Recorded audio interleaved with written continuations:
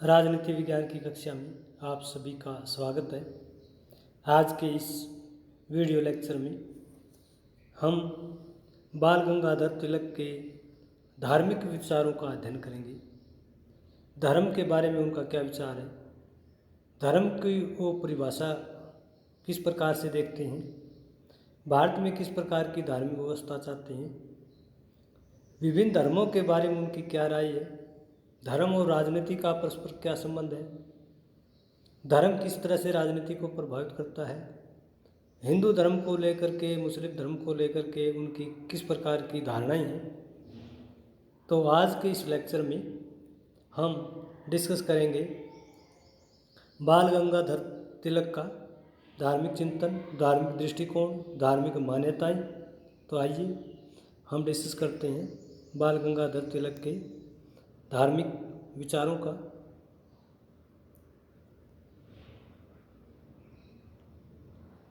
बाल गंगाधर तिलक एक धार्मिक प्रवृत्ति के विचारक थे। उनका हिंदू धर्म में गहरा विश्वास था। वो एक सनातनी हिंदू थे और हिंदू धर्म में पुनर्जागरण व अवतारवाद के सिद्धांत का उन्होंने समर्थन किया। उन्होंने हिंदू धर्म को संसार का सर्वश्रेष्ठ धर्म माना है और ये भी कहा है कि हिंदू धर्म एक महासमुद्र है जिसमें सभी नदियों का पानी घुल मिल जाता है। हालांकि वे कट्टर हिंदू थे, लेकिन फिर भी वे रूढ़िवादी नहीं थे। उन्होंने हिंदू धर्म को विज्ञान पर आधारित धर्म बताया। उन्होंने धर्म के आधार पर अपना राजनीतिक दृष्टिकोण स्पष्ट किया। अपने धार्मिक विचारों में उन्होंने हिंदू राज्य की अवधारणा पर अपना चिंतन प्रस्तुत किया है। उन्होंने कहा कि भारत में विदेशी आक्रांताओं ने हिंदुओं की धार्मिक व राजनीतिक व्यवस्था को पूरी तरह से बदल दिया है। तिलक ने शिवाजी के हिंदू राज्य की धारणा का भी समर्थन किया है। उनका कहना था कि भारत में मुसलमानों ने हिंदुओं की धार्मिक व राजनीतिक व्यवस्था को काफ़ी नुकसान पहुंचाया है। उन्होंने शिवाजी के प्रयासों की प्रशंसा की, जिसमें उन्होंने अफजल खान जैसे अत्याचारी का अंत करके आम जनता को राहत प्रदान की। उन्होंने भारत में ब्रिटिश साम्राज्य की कड़ी आलोचना की और माना कि ब्रिटिश शासकों ने ईसाई धर्म के अनुरूप ही हमारी राजनीतिक एवं धार्मिक व्यवस्था को ढाल दिया। इस प्रकार तिलक ने भारत में हिंदू राज्य की स्थापना के लिए हिंदुओं की धार्मिक एकजुटता पर अपना ध्यान आकृष्ट किया। तिलक का कहना था कि हिंदू धर्म को विदेशी आक्रांताओं ने बहुत सा नुकसान पहुँचाया है। यहाँ की सामाजिक, राजनीतिक, आर्थिक व्यवस्था छिन्न भिन्न की है। इसलिए भारत जैसे देश में हिंदुओं को एकत्रित होना बहुत ज़रूरी है और हिंदू राज्य की धारणा का उन्होंने समर्थन किया है। तिलक ने बताया कि धर्म है वो राष्ट्र की एकता का आधार है, क्योंकि धर्म से मनोवैज्ञानिक एकता उत्पन्न होती है, धर्म से सांस्कृतिक एवं सामाजिक एकता उत्पन्न होती है और धर्म लोगों में राजनीतिक जागृति लेकर के आता है। इसलिए राष्ट्र की एकता और अखंडता को बनाए रखने के लिए तिलक ने गणपति और शिवाजी उत्सव को मनाना आरंभ किया। इन उत्सव को मनाने से काफ़ी आलोचकों ने हिंदू राष्ट्रवादी कहते थे और मुस्लिम विरोधी विचारक मानने लगे, लेकिन तिलक ने हिंदुओं के साथ मुसलमानों को भी इन राष्ट्रीय उत्सवों में भाग लेने के लिए प्रेरित किया। उनका कहना था इन उत्सव को मनाने से वे किसी धर्म विशेष के प्रति नकारात्मक भाव नहीं रखते, बल्कि ये उत्सव तो राष्ट्र के लोगों में सौहार्द प्राप्ति के लिए, स्वराज की प्राप्ति के लिए, और स्वराज की प्राप्ति करना हिंदू और मुसलमानों दोनों का ही लक्ष्य है। इसलिए इन उत्सव से राष्ट्र में एकता पनपती है, भाईचारा पनपता है। इन उत्सव को समाज के सभी लोगों को मनाना चाहिए। तिलक का कहना था कि उन्हें भारत में स्थापित हिंदू धर्म का जो पुनर्जन्म और अवतारवाद की धारणा है उसमें गहरा विश्वास है। उनका विचार था कि जब जब धरती पर संकट आया तो ईश्वर अवतार लेकर धर्म विरोधियों का अंत करता है। उन्होंने अपनी पुस्तक गीता रहस्य में कृष्ण अर्जुन प्रसंग का वर्णन किया है। जिस तरह भगवान कृष्ण ने कौरव पांडव युद्ध को धर्म युद्ध कहा है, इस संदर्भ में तिलक का कहना है कि विश्व में हिंदू धर्म के अतिरिक्त कोई ऐसा धर्म नहीं जो ऐसा आश्वासन देता हो, जो इतना आशावादी हो कि आवश्यकता पड़ने पर भगवान को बार बार जन्म लेना पड़ता है। तिलक का कहना है कि जब जब पृथ्वी पर अत्याचार अनाचार बढ़ता है तो उसका अंत करने के लिए ईश्वर जन्म लेता है। तो एक प्रकार से अपने धार्मिक चिंतन में तिलक मानते हैं कि हिंदू धर्म पुनर्जागरण अथवा अवतारवाद में विश्वास करता है कि व्यक्ति जो है उसका दोबारा जन्म होता है, या व्यक्ति जो है ईश्वर के प्रतिनिधि के तौर पर इस संसार में आता है और संसार में व्याप्त जितनी कुरीतियाँ हैं, जितने अत्याचार है, अनाचार है, जितनी दुष्टताएं, उन सब का अंत करने के लिए परमात्मा का प्रतिनिधि बन करके अवतार लेता है। इसलिए वो हिंदू धर्म का समर्थन करते हैं। तिलक का धार्मिक सहिष्णुता में विश्वास था। वो धार्मिक रूप से पूरी तरह से सहिष्णु थे। उन्होंने कहा कि मुसलमानों को भी धार्मिक उत्सवों में भाग लेना चाहिए। वो संकीर्ण हिंदू राष्ट्रवादी विचारक नहीं थे, बल्कि वो चाहते थे कि सभी धर्मों की अच्छी बातों का अनुसरण किया जाना चाहिए। तिलक ने मुस्लिम नेताओं जिसमें आसफ अली और डॉक्टर अंसारी द्वारा चलाए गए खिलाफत आंदोलन का दिल से समर्थन किया। उन्होंने कभी इस्लाम धर्म को हिंदू धर्म का विरोधी नहीं बताया। उन्होंने हिंदुओं और मुसलमानों में सांप्रदायिक समझौते करवाने का ही प्रयास किया। लखनऊ के कांग्रेस अधिवेशन में मुसलमानों को अलग प्रतिनिधित्व देने की मांग का उन्होंने समर्थन किया। तो एक प्रकार से बाल गंगाधर तिलक धार्मिक रूप से सहिष्णु थे। वो संप्रदायवादी नहीं थे। अपने धर्म को श्रेष्ठ मान करके उन्होंने दूसरे धर्मों को निकृष्ट नहीं माना, बल्कि हिंदू धर्म को श्रेष्ठ मानते हुए दूसरे लोगों को भी हिंदू धर्म की पद्धतियों और मान्यताओं का अनुसरण करने के लिए प्रेरित किया।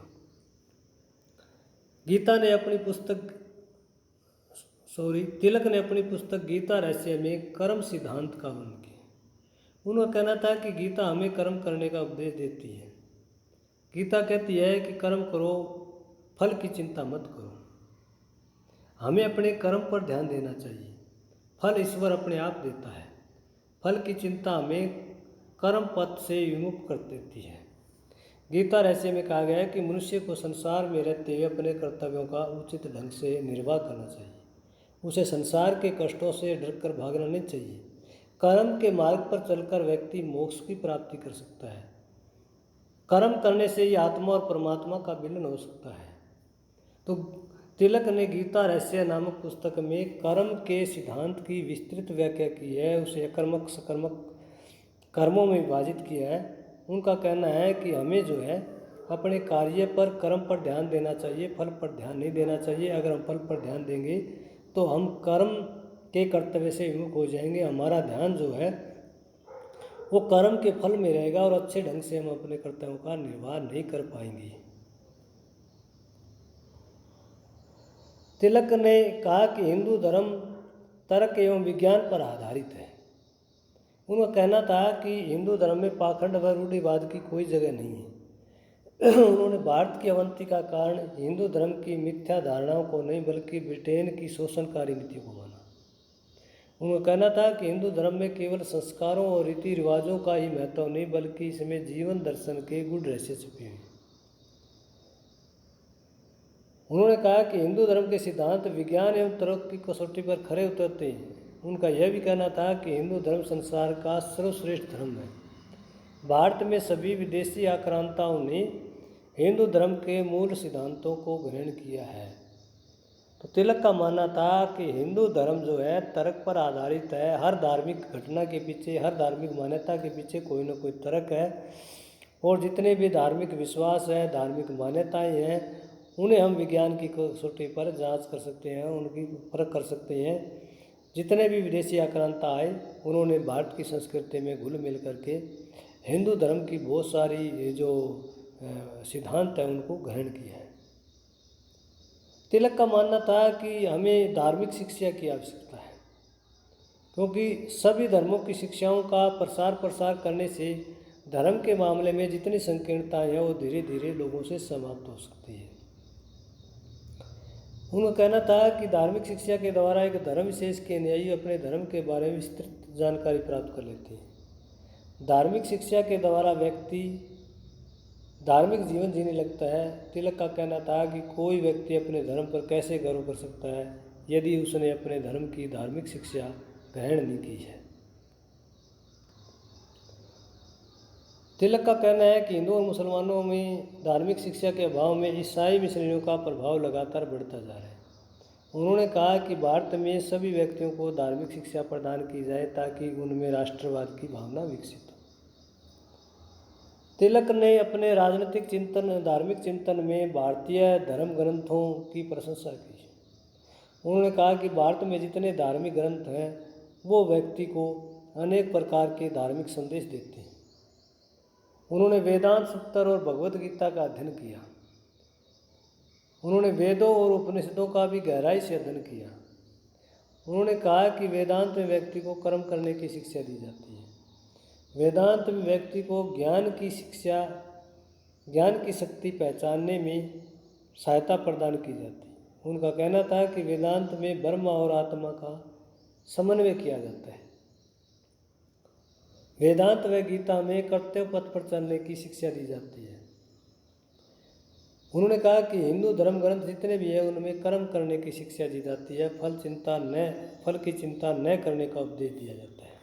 तो तिलक अपने धार्मिक चिंतन में कहते हैं कि भारत में जितने भी प्राचीन ग्रंथ हैं, धार्मिक ग्रंथ हैं, उनमें ज्ञान की बातें कही गई है, उनमें व्यक्ति के जीवन को सुधारने की बातें की गई है, कर्म करने की शिक्षा दी गई है, फल की चिंता के बारे में निश्चिंत रहने को कहा गया है कि प्रत्येक व्यक्ति को अपने कर्तव्य पथ पर आगे बढ़ते रहना चाहिए। फल की चिंता नहीं करनी चाहिए, क्योंकि कर्तव्य पथ पर अगर आगे बढ़ेंगे तो फल उसका जो है स्वतः ही मिलेगा।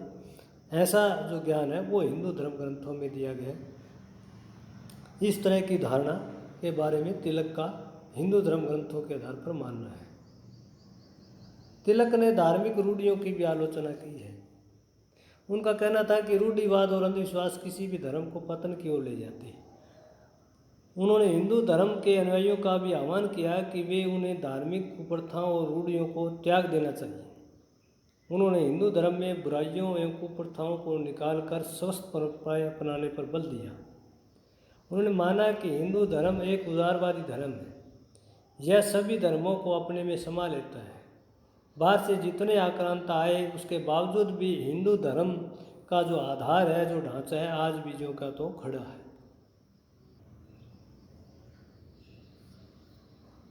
तो बाल गंगाधर तिलक के धार्मिक चिंतन से संबंधित ये वीडियो लेक्चर था आज का। धर्म के बारे में उनकी धारणाएं, उनकी मान्यताएं, कल्पनाएं, उनकी सोच, धार्मिक व्यवस्था, धर्म को उन्होंने कैसे व्यक्ति से, समाज से, देश से, दुनिया से जोड़ा है और किस तरह का उनका धार्मिक चिंतन है।